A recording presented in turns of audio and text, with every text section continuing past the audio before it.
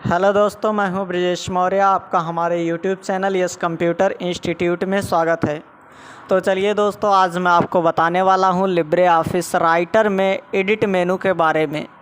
इस एडिट मेनू में मैं आज आपको बताऊंगा कि सेलेक्ट ऑल किसी भी टेक्स्ट को कैसे सेलेक्ट किया जाता है, सिलेक्शन मोड कितने प्रकार के होते हैं, किसी भी टेक्स्ट को सेलेक्ट करने के लिए स्टैंडर्ड तरीका क्या होता है, ब्लॉक एरिया तरीका क्या होता है, कैसे इसको सेलेक्ट किया जाता है, तथा फाइंड के बारे में भी आपको मैं बताऊंगा, फाइंड एंड रिप्लेस के बारे में भी बताऊंगा, आपको गो टू के बारे में भी बताऊंगा, जहाँ की गो टू का शॉर्टकट की कंट्रोल के साथ जी होता है।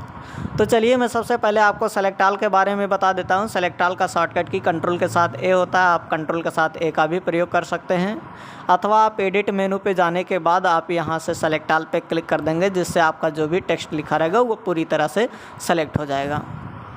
तो चलिए अगला कमांड मैं आपको बताने वाला हूँ सिलेक्शन मोड, जिसके बारे में आपने यहाँ पे देख सकते हैं कि स्टैंडर्ड है। यदि अगर हमारा सिलेक्शन मोड स्टैंडर्ड रहता है तो हम इस टेक्स्ट को इस तरीके से सेलेक्ट कर पाते हैं, जैसे कि आप यहाँ से देख सकते हैं कि मैंने स्टैंडर्ड में इस तरीके से सेलेक्ट कर रहा हूँ। स्टैंडर्ड में ये होता है कि हमारी पूरी लाइन सेलेक्ट होती है, जबकि यहीं पे ये आपका सिलेक्शन मोड जो है, अगर आप ब्लॉक एरिया चुनते हैं जिसका शॉर्टकट के आल्ट प्लस शिफ्ट के साथ एफेक्ट होता है, यदि अगर आप ब्लॉक एरिया में क्लिक करते हैं तो आप यहाँ से एक गजब सा सिलेक्शन पा सकते हैं। इसके ज़रिए आप इस तरीके से सेलेक्ट कर सकते हैं और सेलेक्ट करने के बाद आप यहाँ से कोई भी कलर दे सकते हैं।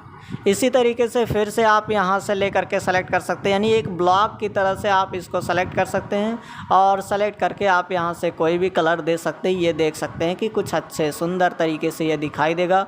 आप इस तरीके से इसको लगा सकते हैं, जो भी कलर अलग अलग।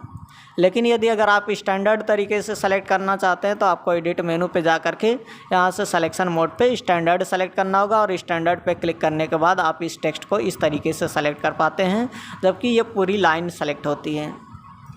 तो आगे मैं आपको बताने वाला हूँ एडिट मेनू पे आप यहाँ से फाइंड कैसे करते हैं, यानी किसी भी टेक्स्ट को अगर आपको खोजना है तो आप फाइंड पे क्लिक करेंगे, और फाइंड पे जैसे ही क्लिक करेंगे, फाइंड पे क्लिक करने के बाद यहाँ पे नीचे देख सकते हैं कि फाइंड का टूल बार हमारे सामने आ चुका है। यदि अगर हमें मान लीजिए आल खोजना है तो हम यहाँ से आल लिखेंगे। आल लिखने के बाद आप यहाँ से फाइंड नेक्स्ट पे क्लिक करेंगे।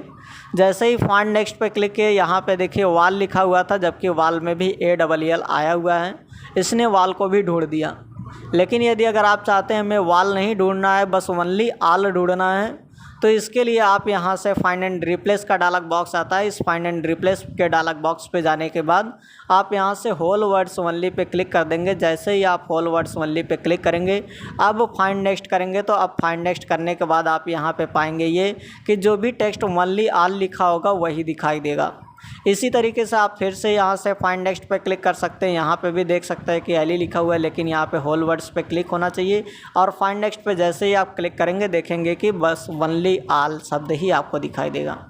लेकिन यदि अगर आप मैच केस पे क्लिक कर देते हैं, मैच केस पे क्लिक करने के बाद जैसा भी शब्द आप ऊपर लिखे रहेंगे ठीक उसी तरह से, यानी अगर आप कैपिटल में लिखे हैं तो कैपिटल में खोजेगा, स्मॉल में लिखे रहेंगे तो स्मॉल में खोजेगा।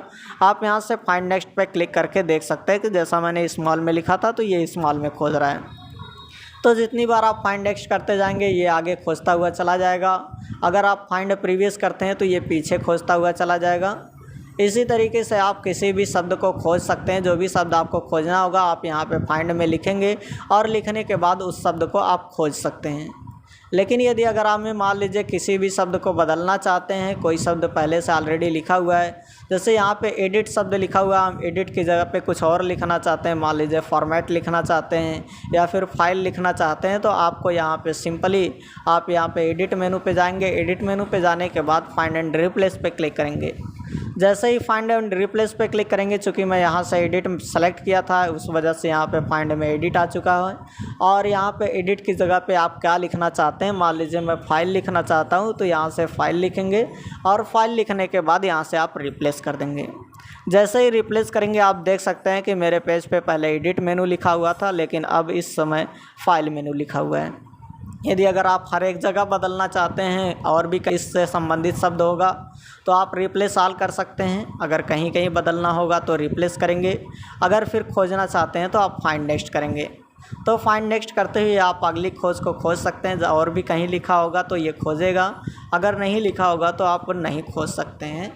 इस तरीके से आप किसी भी टेक्स्ट को खोज सकते हैं। इसके बाद मैं आपको बताने वाला हूँ गो टू पेज के बारे में। गो टू पेज के लिए आप यहाँ से एडिट मेनू पे जाएंगे और एडिट मेनू पे क्लिक करने के बाद आप गो टू पेज पे क्लिक करेंगे। गो टू पेज पे क्लिक करने के बाद गो टू पेज का डायलॉग बॉक्स आपके सामने आ जाएगा। इसमें यहाँ पे लिखा हुआ है पेज 1 ऑफ 7, यानी आप किस पेज पे जाना चाहते हैं आप यहाँ पे लिख देंगे। जैसे मान लीजिए कि मैं यहाँ से चौथे पेज पे जाना चाहता हूँ तो यहाँ से 4 लिखूँगा। इसके बाद ओके कर दूँगा। जैसे ओके किया आप देख सकते हैं कि मैं चौथे पेज पे आ चुका हूँ। फिर से यदि अगर आप पहले पेज पे जाना चाहते हैं तो यहाँ पे देख सकते हैं पेज लिखा हुआ है नेविगेट बाई। आप यहाँ से नेक्स्ट पेज यानी अगले पेज पे जा सकते हैं और यहाँ से प्रीवियस पेज यानी पिछले पेज पे जा सकते हैं। आई होप दोस्तों अब आपको ये समझ में आ गया होगा कि किसी भी टेक्स्ट को कैसे फाइंड करते हैं, किस तरह से उसको रिप्लेस किया जाता है। और सिलेक्शन मोड के बारे में आपको पता हो गया होगा कि सिलेक्शन मोड 2 प्रकार के होते हैं। एक स्टैंडर्ड सिलेक्शन होता है और एक ब्लॉक एरिया सिलेक्शन होता है। आप ब्लॉक एरिया सिलेक्शन का फ़ायदा उठाइए, इस तरह से मज़े से आप सेलेक्ट कर सकते हैं। आप स्टैंडर्ड सिलेक्शन नॉर्मली तो करते ही रहते हैं।